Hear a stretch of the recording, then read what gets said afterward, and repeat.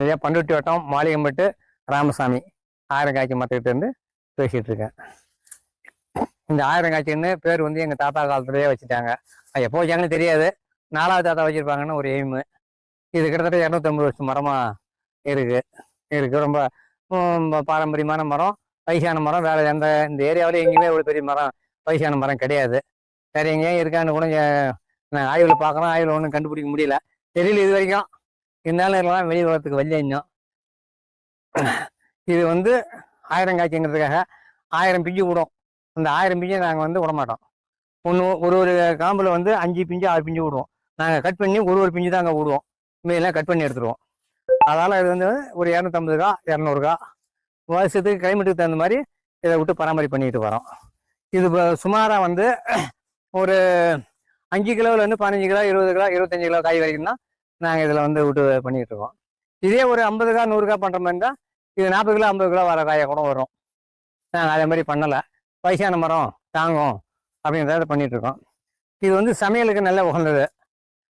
சமைச்சு சாப்பிட்றதுக்கு பிஞ்சு சமையல், காய் கொத்து சமையல், எல்லா வெரைட்டிக்கும் அருமையான ரகத்தில் வந்து என்னுடைய முக்கியமான ஸ்பெஷாலிட்டி என்னென்னா 8 நாள் சென்று பழுக்கக்கூடியது.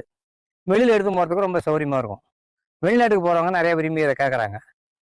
வந்து அதிகம் சோளையும் உள்ள இருக்கும், வந்து வெயிட் இருக்கும், அதே சமயத்தில் வந்து பெருசு இல்லாமல் இருக்கும், ஃபுல் சோளம் இருக்கும். அதனால் கொஞ்சம் விரும்பி கேட்குறாங்க. இங்கே நிறைய சமைச்சு சாப்பிட்றவங்களும் உள்ளூரில் நிறையா இந்த வயசானவங்களாம் அதிகமாக வந்து கேட்பாங்க. இதில் பண்ணிகிட்ருக்கோம். இது பலா வந்து நீர் தாழ்ந்த பூமியில் பலா கிளம்பாது. பண்ருட்டி ஏரியா தான் இது வருது.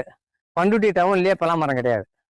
பண்ருட்டிலேருந்து வடலூருக்கு உட்பட்ட இடமும், குள்ளஞ்சாவிலேருந்து உளுந்தூர்பேட்டை ரோட்டுக்கு உட்பட்ட இடத்துல தான் இருக்குது. இப்போ நாங்கள் பண்ருட்டிலேருந்து கிட்டத்தட்ட ஒரு 7 கிலோமீட்டரில் இருக்கோம். 150 அடியில் இந்த இடத்துல வந்து தண்ணியே கிடையாது. எவ்வளோ மழை பெஞ்சாலும் 150 அடியில் தண்ணி ஏறாது. அதே மாதிரி வறட்சியும் இருக்கணும். பாய்ச்சல் இருக்கிற பூமியில் தான் பலா கிளம்பும். மழை காலத்தில் 20 அடி 30 அடிக்கு நீர்மட்டம் ஏறி வர பூமியில் பலா உற்பத்தி பண்ண முடியாது. முந்திரி பண்ணலாம், மா பண்ணலாம், எல்லாம் பண்ணலாம். இது பண்ண முடியாது. முக்கிய இது அதான். இதை நாங்கள் சந்தைப்படுத்துறது இப்போ தற்சமயம் ஒரு நாள் ஒன்றுக்கு பண்ருட்டி ஏரியாவில் 100 டன் 125 டன் ஒரு நாளைக்கு டெய்லி இப்போ 3 மாதமாக காய் போயிட்டுருக்கு. இதெல்லாம் பழமாக தான் சாப்பிட்டுட்டு இருக்காங்க. இதை வேற ஒன்றும் அழிக்க முடியல. இதை வச்சிருந்து பண்ண முடியாது. 3 நாளைக்கு மேலே வச்சிருக்க முடியாது. அதனால் இன்னும் வருங்காலத்தில் 10 வருஷமாக ஆனாக 200 டன் 250 டன் ஒரு நாளைக்கு வரக்கூடிய சூழ்நிலை இருக்குது. அதை நாங்கள் என்ன பண்ணுறோம்னு ரொம்ப யோசனையில் இருக்குது. இதை கவர்மெண்ட் எங்களுக்கு கொஞ்சம் வந்து கண் திறந்து நெல்லை இப்போ பாம்பேயில் கிசான் கம்பெனின்னு பெரிய கம்பெனி இருக்குது. அந்த கம்பெனிக்காரங்கள்லாம் ஒரு நாளைக்கு டன்னு கணக்கில் வாங்கி பழம் சூஸ் பண்ணி சேல் பண்ணுறாங்க.